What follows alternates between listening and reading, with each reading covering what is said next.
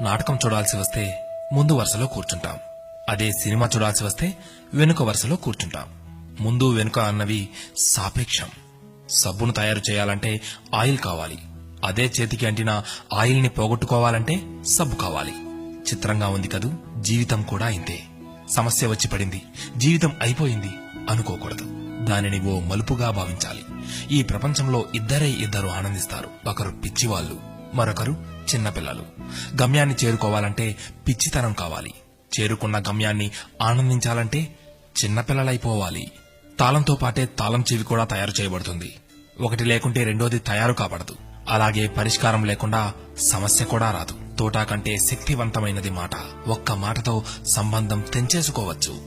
ఒకే మాటతో లేని బంధాన్ని పెంచేసుకోవచ్చు కూడా. మనిషి సమాజంలో సూదిలా బ్రతకాలి కాని కత్తెరలా కాదు. సూది పని ఎప్పుడు జోడించడం మాత్రమే, కత్తెర పని ఎప్పుడు విడదీయడమే. అందరినీ కలుపుకుంటూ బ్రతకాలే గాని కత్తెరలా విడదీస్తూ కాదు. నిజాన్ని మార్చే శక్తి ఈ ప్రపంచంలో ఎవ్వరికీ లేదు.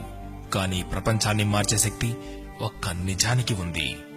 నీవు సంతోషంగా ఉన్నావంటే నీకు సమస్యల్లేవని కాదు, వాటిని ఎదుర్కోగల శక్తి, ధైర్యం నీకున్నాయని అర్థం.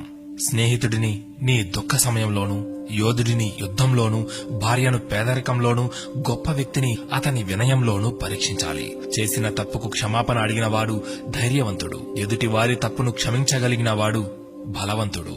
కష్టం అందరికీ శత్రువే, కాని కష్టాన్ని కూడా చిరునవ్వుతో స్వీకరిస్తే అది సుఖమై నిన్ను ప్రేమిస్తుంది. ఓటమి లేని వాడికి అనుభవం రాదు, అనుభవం లేని వాడికి జ్ఞానం రాదు. గెలిచినప్పుడు గెలుపును స్వీకరించు, ఓడినప్పుడు పాఠాన్ని స్వీకరించు. ఓడిపోయి విశ్రాంతి తీసుకుంటున్నప్పుడు ఆ ఓటమి నేర్పిన పాఠాన్ని చదువుకో, నీవే గెలుస్తావు.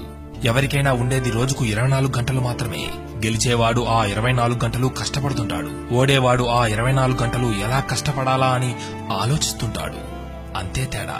గెలవాలన్న తపన, గెలవగలను అన్న నమ్మకం, నిరంతర సాధన, ఈ మూడే నిన్ను గెలుపుకు దగ్గర చేసే సాధనాలు.